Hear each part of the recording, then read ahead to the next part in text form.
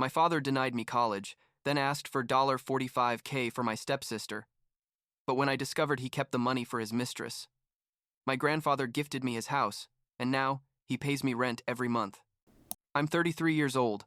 I work in financial consulting, and honestly, I need to get this story off my chest because what happened with my father literally destroyed any trace of relationship we had left. And the truth is, I don't regret one bit how it all ended. I guess I should start at the beginning. When my parents got divorced and I was like 10 years old, because that's where this whole mess really began. My parents never should have gotten married. I know that now. When I was 10, they separated after years of fighting about everything.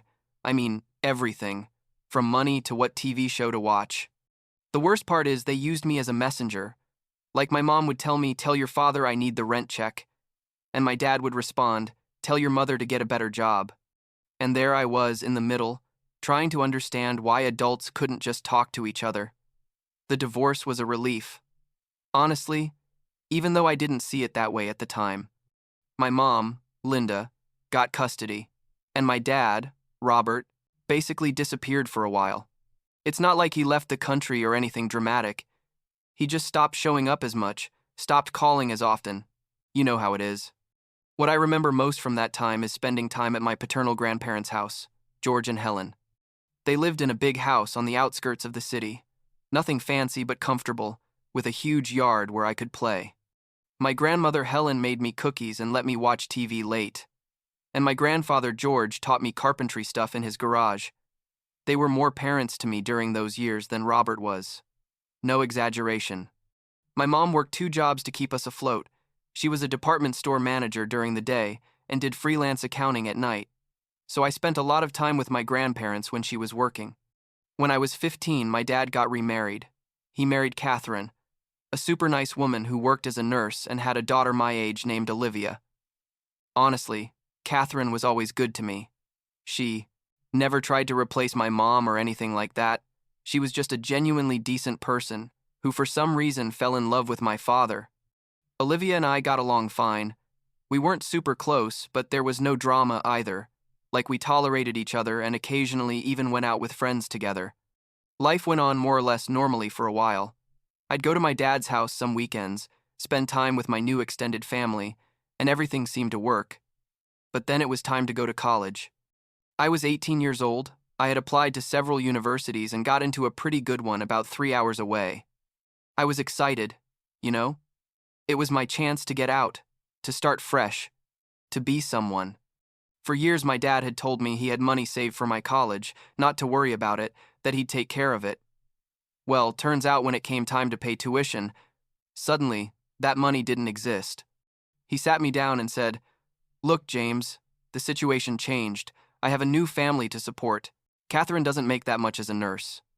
And I need that money for other things. Just like that, no more." Years of promises thrown in the trash in a 10-minute conversation. My mom was furious, obviously. She didn't have that kind of money saved because we always assumed my dad would keep his word.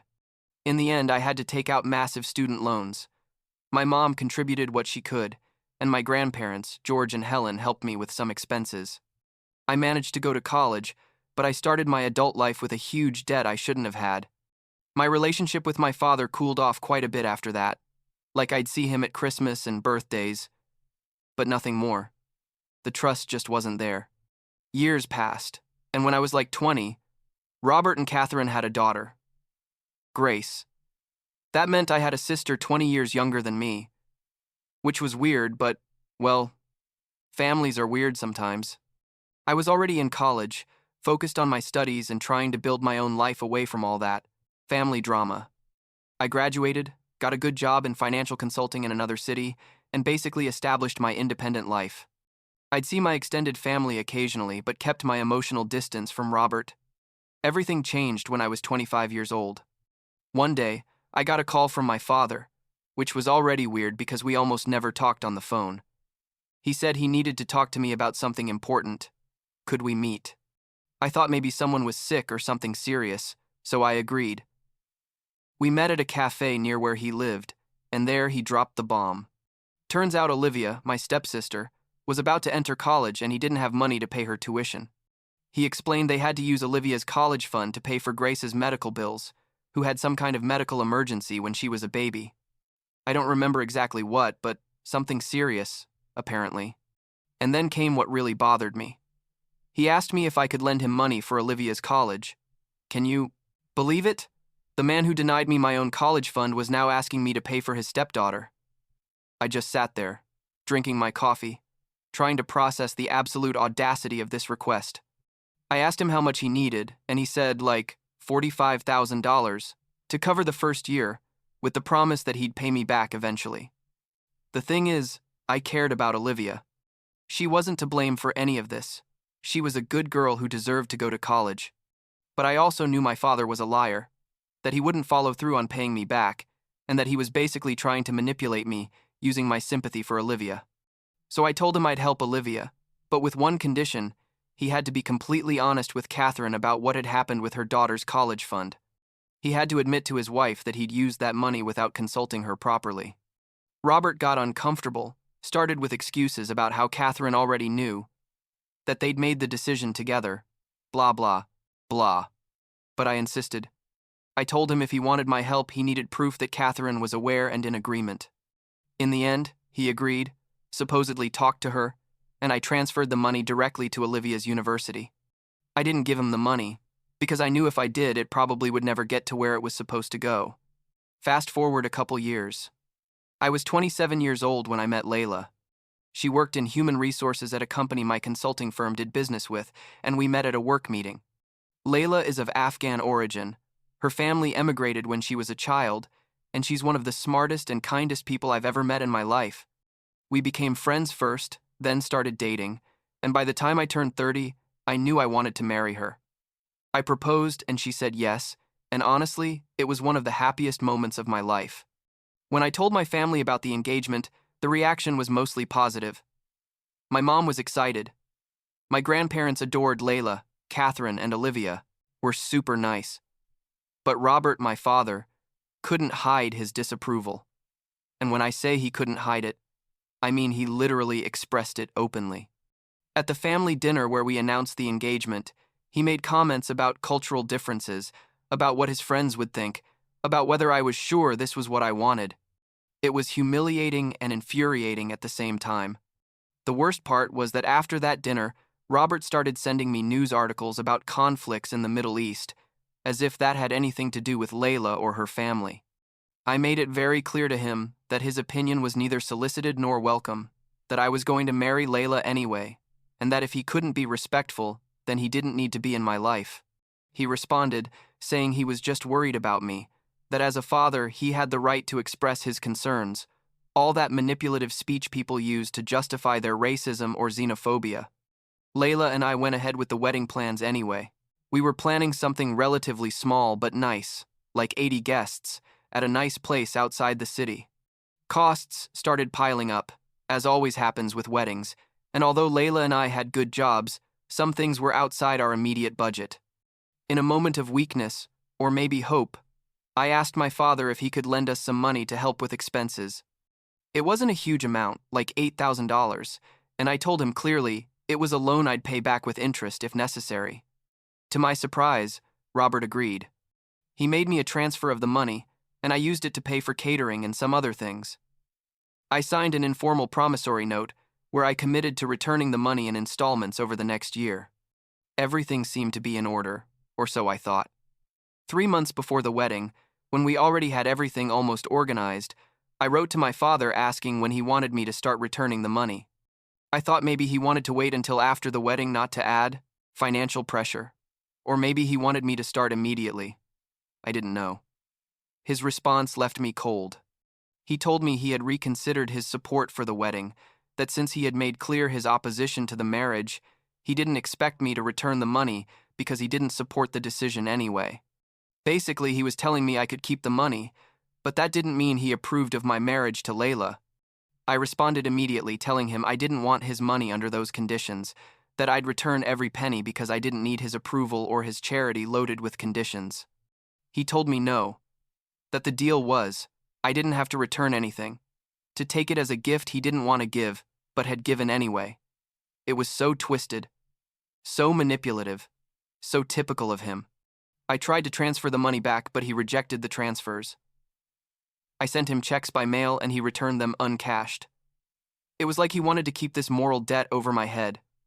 At that moment, something broke in me. All the accumulated frustration of years, all the broken promises, all the manipulations, everything came to the surface, and I decided enough was enough. I was already 33 years old. I was a successful adult with my own life, and I didn't need to keep dragging this toxic relationship with a father who clearly had never put me first. So, I did something I probably should have done years ago. I mentioned how he'd used my college fund for his new family, how he'd asked me for money for Olivia, only to discover later there were probably other financial reasons behind it, how he'd treated Layla with contempt and racism, how he'd tried to manipulate me with the wedding loan.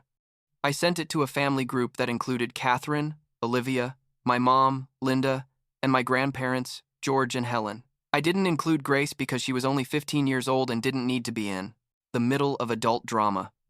The responses started coming almost immediately.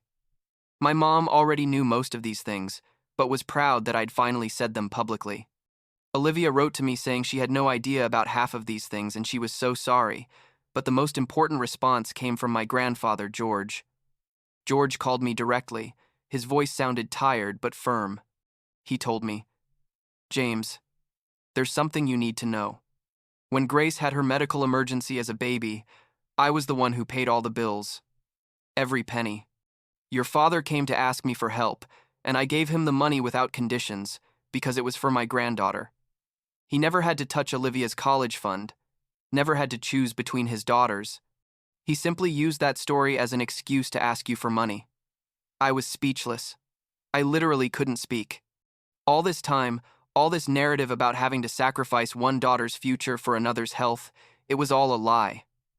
Robert had taken my money, the $45,000 I had given for Olivia, and probably used it for who knows what. Gambling debts, maybe. Or just to maintain a lifestyle he couldn't afford. I don't know, and honestly, I don't care anymore. But George wasn't done. He told me he was fed up with his son's behavior, that he'd been too permissive for too long, and that it was time for real consequences. Then he told me something I didn't expect at all. He told me that the house where Robert lived with Catherine and Grace, that big house on the outskirts of the city I mentioned before, technically belonged to George. Robert lived there basically for free, with the promise that eventually he'd inherit the property. George told me he was going to transfer the house to my name as a wedding gift, and from that moment on, Robert would have to answer to me if he wanted to keep living there. I tried to tell him it wasn't necessary, that I didn't want to cause more problems, but George was firm. He told me, "This isn't just a gift for you, it's a lesson for my son. He's lived without consequences for too long, and it's time for him to learn. The house would be mine, with deeds and all legal, before my wedding." When Robert found out, he started sending me desperate emails and voicemails. He said this was a misunderstanding, that we could resolve it as a family, to please talk to George to reverse the decision. He called me like 20 times in 2 days. I didn't answer any calls. I wrote him a single email saying any future communication should be in writing and through lawyers if necessary. Layla and I got married 3 weeks later in a beautiful ceremony. My mom was there. My grandparents were there. Catherine and Olivia were there even, which was super generous of them considering all the drama. Robert wasn't invited and didn't show up. We went on our honeymoon to Greece for 2 weeks, and honestly it was the best time of my life. I blocked all my father's numbers and emails, blocked any form of contact, and I enjoyed being with my wife in a beautiful place far from all that chaos. When we came back from the honeymoon, I had like 50 messages from different family members.